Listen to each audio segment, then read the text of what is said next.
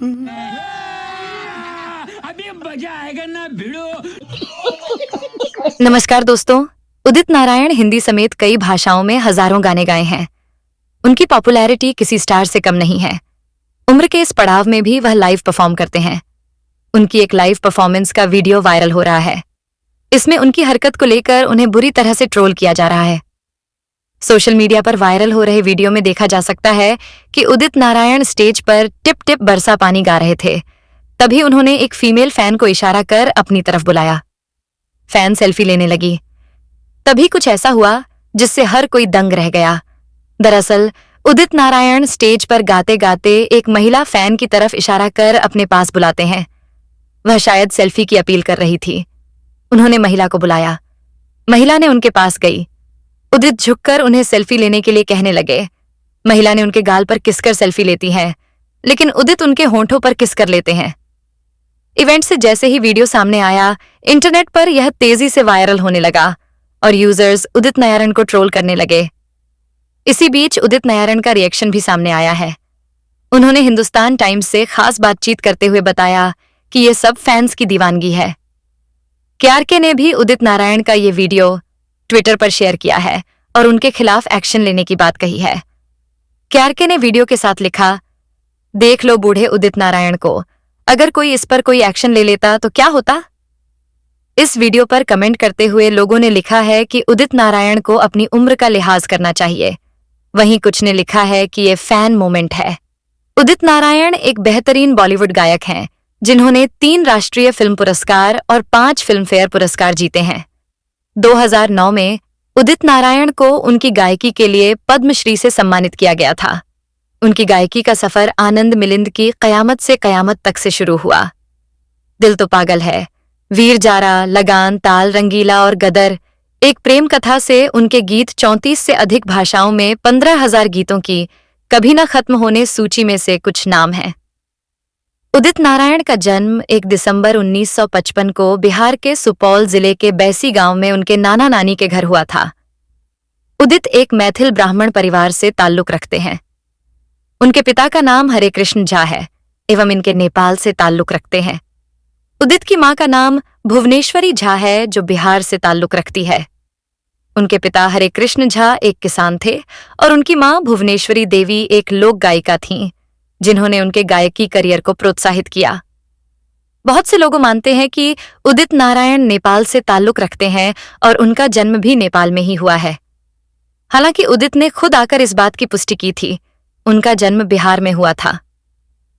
उदित नारायण ने अपनी शुरुआती पढ़ाई बिहार के कुनौली गांव में स्थित जागेश्वर हाई स्कूल से की और उसके बाद वे काठमांडू, नेपाल चले गए, जहां पर बाद में रत्न राज्य लक्ष्मी कैंपस, काठमांडू, नेपाल ले लिया और अपनी इंटरमीडिएट की शिक्षा प्राप्त की। उदित नारायण की शादी साल 1985 में दीपा नारायण झा से हुई थी। दीपा नारायण के साथ उनका एक बेटा आदित्य नारायण है, जो एक प्लेबैक गायक भी है। अचानक 2006 में रंजना नारायण ने नारायण की पहली पत्नी होने का दावा किया था, लेकिन नारायण ने लगातार इस बात से इनकार किया। लेकिन बाद में उन्होंने रंजना नारायण को अपनी पत्नी के रूप में स्वीकार कर लिया और उनका जिंदगी भर ध्यान रखने का वादा किया। नारायण की 2 बार शादी हो चुकी है, पहले रंजना नारायण झा से और फिर दीपा नारायण झा से। उन्होंने दीपा नारायण के साथ अपने रिश्ते की शुरुआत की थी, जबकि उन्होंने रंजना नारायण से शादी की थी। उदित नारायण का एक बेटा भी है जिसका नाम आदित्य नारायण है और वह भी उदित नारायण की तरह एक बैकग्राउंड सिंगर है और इसके साथ साथ बॉलीवुड अभिनेता भी है। आदित्य दीपा नारायण झा एवं उदित नारायण की संतान है। आदित्य का जन्म 6 अगस्त 1987 को हुआ था। उन्होंने साल 2020 में श्वेता अग्रवाल के साथ अपनी शादी की घोषणा की। उन्होंने 1 दिसंबर 2020 को मुंबई में एक करीबी समारोह में शादी की, जिसमें कम संख्या में लोग शामिल हुए। उदित नारायण ने अपने करियर की शुरुआत साल 1970 से शुरू की थी।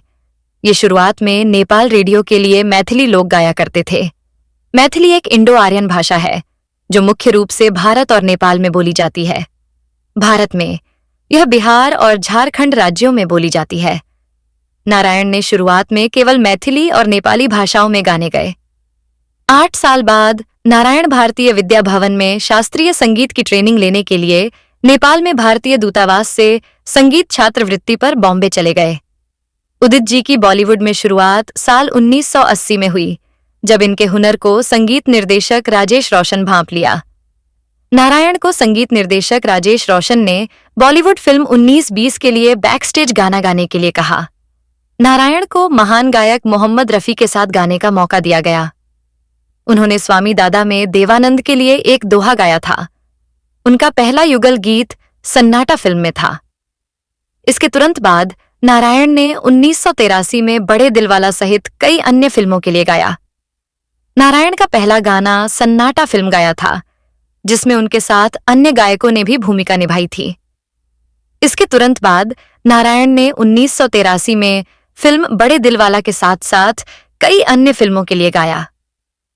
नारायण ने उस समय के प्रसिद्ध संगीत निर्देशक आर.डी. बर्मन द्वारा बनाया गया एक गाने को वरिष्ठ गायक लता मंगेशकर के साथ गाने का मौका मिला।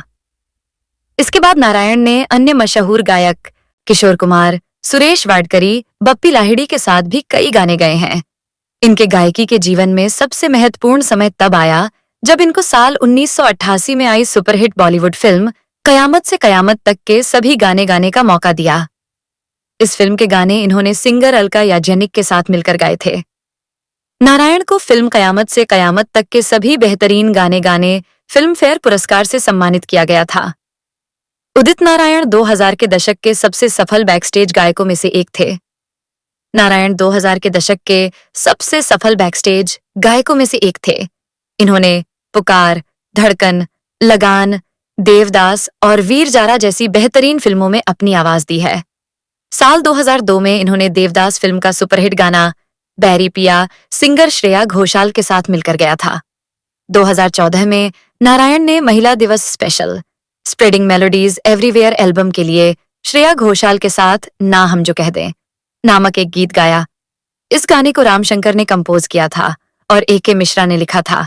नारायण बॉलीवुड अभिनेता अमिताभ बच्चन, राजेश खन्ना, देवानंद, आमिर खान, शाहरुख खान, सलमान खान, अक्षय कुमार और अजय देवगन के लिए भी गायकी कर चुके हैं। अगर किसी ने उदित नारायण को टक्कर दी है तो वो अकेले कुमार शानू थे, जिनके साथ हमेशा इनकी बेहतरीन गानों की गायकी को लेकर टक्कर चलती रहती थी। हालांकि उदित नारायण 1990 से अकेले ऐसे गायक थे जिनका बॉलीवुड फिल्मों के गानों में अपनी आवाज का दबदबा रखा, लेकिन कुमार शानू के आते ही इनकी आवाज फीकी, पड्डी अच्छने लगी। नारायण से ज्यादा गाने कुमार शानू ने गाने शुरू कर दिए थे। साल 2007 में उदित नारायण को सोनी टीवी पर संगीतकार अनु मलिक और बैकस्टेज सिंगर अलीशा चिनाई के साथ इंडियन आइडल 3 में जज के तौर पर नजर आए। नारायण सोनी टीवी पर आने वाले एक रियलिटी शो वार परिवार के लिए जज भूमिका भी निभा चुके हैं। नारायण जो जीता वही सुपरस्टार और सारेगामा पा लिटिल चैम्प्स में अतिथि के रूप में दिखाई दिए हैं। उदित नारायण झा ने 1985 में कुसुमे रुमाल नामक एक नेपाली फिल्म में सभी गीतों में अभिनय किया और गाया, जो नेपाली फिल्म उद्योग में ऑल टाइम क्लासिक्स में से एक है। उदित नारायण ने सबसे पहला गाना फिल्म 1920 के लिए गाया था। हालांकि इस फिल्म के गाने ज्यादा हिट नहीं हुए थे। नारायण की गायकी को पहचान फिल्म कयामत से कयामत के लिए गाए गए गानों से मिली। इस फिल्म में पापा कहते हैं बड़ा नाम करेगा जैसे बेहतरीन गानों की वजह से उदित नारायण को रातों रात बॉलीवुड में मशहूर कर दिया था।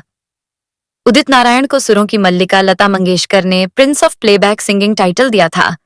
यह खुलासा खुद उदित नारायण ने किया था। सिंगर ने एक इंटरव्यू के दौरान बताया कि यश चोपड़ा की फिल्म डर का गाना तू मेरे सामने की रिकॉर्डिंग के दौरान उनकी लता मंगेशकर से पहली मुलाकात हुई थी। दोनों मिलकर इस गाने को गाया था।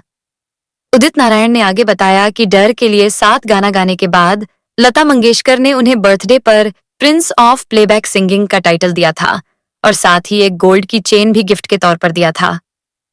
उदित नारायण ने उड़ जा काले कांवा, हम साथ साथ हैं, घनन घनन, ऐसा देश है मेरा और ये बंधन तो जैसे सुपरहिट गाने गाए हैं। तो दोस्तों, ये वीडियो आपको कैसा लगा? कमेंट सेक्शन में हमें जरूर बताएं और हमारे YouTube चैनल स्टार मनोहर राठौर को सब्सक्राइब करके बेल आइकन जरूर दबा दें ताकि आपको हमारे नए वीडियो की नोटिफिकेशन सबसे पहले मिले। तब तक के लिए जय हिंद।